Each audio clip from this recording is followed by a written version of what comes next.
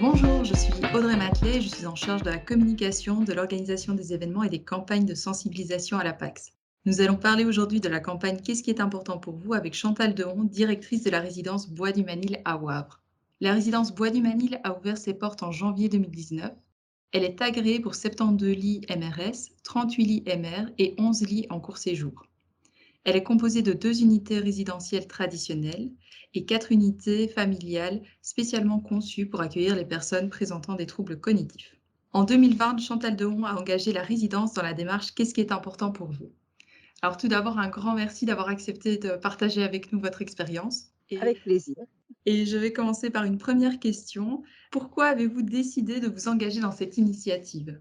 Alors, pour moi, c'est évident que les résidents savent ce qui est utile pour eux et je pense qu'on doit vraiment les entendre, les écouter, le dire de leur voix pour mieux aligner nos actions. En fait, on a souvent trop tendance à croire qu'on sait ce qui est bon pour eux et c'est important qu'eux puissent l'exprimer eux-mêmes. Et du coup, vous avez pu appréhender, comprendre ce qui était important pour eux en posant la question, Oui, et avec j'imagine. leurs mots, ce qui est différent en fait, d'entendre vraiment leur émotion et ce sur quoi ils veulent, pointer l'importance, c'est Ouais, différent. Il y a toujours une nuance par rapport à ce que nous on pense. oui, je comprends. Donc c'est aussi la manière de le dire, en fait, Oui, tout à fait. qui a son importance, justement. Le jour de la campagne, donc c'était le 9 juin l'année passée, vous avez mis quoi en place à la résidence? Alors ce qui m'a semblé moi très important, c'est d'engager les chefs d'équipe, les responsables et moi comme directrice dans cette démarche. Parce qu'en fait, le personnel de terrain est en contact tous les jours avec les résidents et l'entend beaucoup plus régulièrement et nous moins. Et donc j'ai demandé à chaque membre de la ligne hiérarchique d'aller rencontrer 4 à 5 résidents pour leur poser simplement cette question: «Qu'est-ce qui est important pour vous?» On avait utilisé les post-it de la campagne et donc je demandais à chacun d'écrire chaque idée donnée par un résident sur un post-it différent. Ça nous a permis, en récoltant tous les post-it de toutes les idées des résidents, de les regrouper visuellement sur un grand tableau et de voir quelles étaient les idées qui étaient ressorties le plus largement, et puis la deuxième idée, puis la troisième idée. Voilà comment on a procédé. Je dois dire que beh, chacun est revenu avec des petites anecdotes et des choses qui l'avaient marqué dans ce que les résidents avaient dit et donc pour moi, c'était gagné. Ça veut dire qu'ils avaient été sensibilisés et touchés par ce que les résidents disaient. Oui et j'entends la démarche est du coup un petit peu différente aussi parce que là, vous avez vraiment impliqué, du coup, les cadres supérieurs dans la démarche. Alors en général, c'est vrai qu'on entend plus souvent le personnel, soignant ou le personnel plus proche des résidents, mais donc là, vous avez vraiment voulu impliquer quelque part toute la ligne, de l'institution, tous les collaborateurs de l'institution. Surtout la ligne hiérarchique justement, Ouais, qui est ouais, parfois plus éloignée, du terrain, ce qui est pas tout à fait le cas chez nous. Ce qu'il y a aussi, c'était un contexte particulier en juin 2020. bien On sûr. avait déjà demandé énormément à tout le monde. Il y avait quand même une certaine efficacité à mettre en place et donc mobiliser une dizaine, une douzaine de personnes était faisable. Mobiliser tout l'ensemble de l'institution était plus difficile. Mais à la fois, je Ouais. crois aussi que c'est parfois les gens plus hiérarchiques qui doivent aller réentendre ce que le résident a à dire. Donc je suis satisfaite de l'avoir fait comme ça cette fois-là. Voilà, à refaire, peut-être que je changerai. Et est-ce que vous avez quelques exemples de réponses de résidents que vous avez reçues? Ah oui, oui et c'était marquant parce qu'on sortait quand même, de cette première vague de crise covid avec interdiction des visites et cetera. Donc forcément, ça a impacté les réponses. Il y a une énorme priorité qui est ressortie, c'était ce besoin de visite et de contact avec les familles. C'était vraiment l'énorme quantité de post-it qu'on avait et ça, c'était encore plus intéressant. En deuxième point, c'était les échanges entre les résidents eux-mêmes lors des activités, de mélanger les étages. Ça leur manquait d'avoir été confinés par étage, par exemple. Et on s'est rendu compte qu'ils aimaient vraiment bien ce mélange entre eux.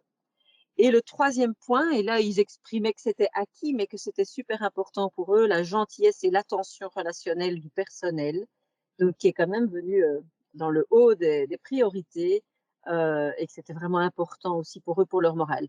Donc je dirais que c'était très basé sur le relationnel, mais ce qui me semblait aussi assez évident après les 2 mois de restrictions fortes qu'on avait dû faire vivre.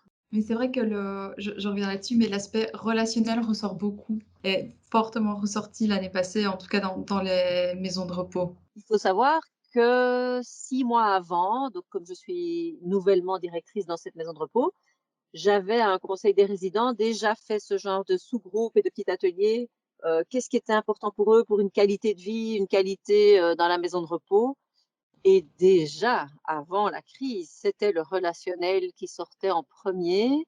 Et puis, oui, la qualité des soins et la sécurité, mais vraiment la qualité de vie, la convivialité et l'ambiance, les activités au quotidien sont des choses très importantes. Et comme soignant, on a parfois tendance à se dire que ce sera plutôt les soins et l'approche, sécurité. Donc voilà, je crois que c'est intéressant de pointer ça. J'ai par la suite refait encore d'autres, ateliers, avec des questions et vraiment la convivialité est fondamentale. J'entends que vous avez eu une expérience plutôt positive, finalement, l'année passée, suite à cette initiative. Est-ce que vous auriez un conseil que vous donneriez à une maison de repos qui souhaiterait se lancer, beh, justement dans cette initiative? Alors, j'ai trouvé ça très positif, surtout parce que moi je suis une convaincue d'aller voir les résidents et de leur parler, mais je trouve que sensibiliser les gens autour de moi, dans tous les cas, d'aller écouter ce que les gens ont à dire, c'est vraiment important et je voudrais dire qu'il faut y aller. En fait, il y a aucune prise de risque.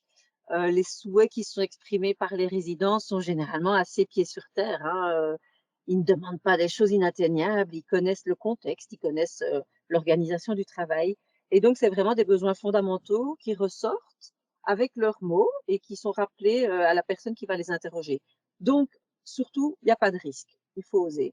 Deuxième petit conseil, je trouve ça très intéressant d'envoyer plusieurs personnes aller interroger les résidents parce que ce qui est important dans cette démarche, c'est pas que la réponse qu'on va obtenir, c'est la sensibilisation qu'on fait pour le personnel à aller écouter ce que les résidents ont à dire et donc si on envoie juste un référent famille ou un référent, démence, beh, on n'aura qu'une personne sensibilisée et donc je trouve ça idéal d'envoyer plusieurs personnes et quand je disais que cette année, si je le refais et je vais le refaire, je ferai peut-être autrement, c'est vraiment un collaborateur pour un résident et au moins Oui, tous les collaborateurs ont été une fois posé cette question. Je pense que c'est intéressant de les engager là-dedans.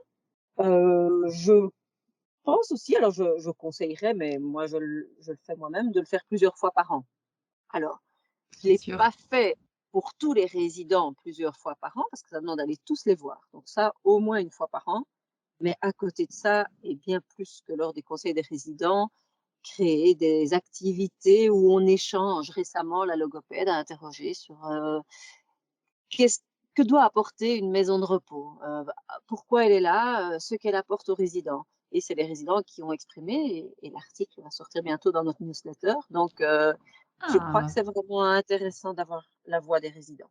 Oui, oui, non, c'est vraiment ça et au-delà, c'est aussi pouvoir intégrer quelque part, ce concept dans une pratique plus quotidienne, aussi, du alors là, je vais reparler du soignant, mais ça peut être, auprès d'autres collaborateurs également. Mais c'est vraiment Tout à ça, hein, fait. c'est l'idée que ce ne soit pas uniquement non plus qu'une seule journée quelque part. Ah oui, oui, c'est sûr. Pour moi, ça fait partie du quotidien Bien de sûr, savoir, voilà, comment ils vont et ce qui est important pour eux aujourd'hui. Il y a pas que l'acte qu'on est censé faire ce jour-là ou oui. ces heures-là, c'est vraiment être en présence avec la personne, en fait. Merci beaucoup pour ce partage et du temps que vous nous avez accordé. On va clôturer, notre échange ici. Je vous souhaite à tous une belle journée et à bientôt. Et merci à la PAX pour cette participation aussi.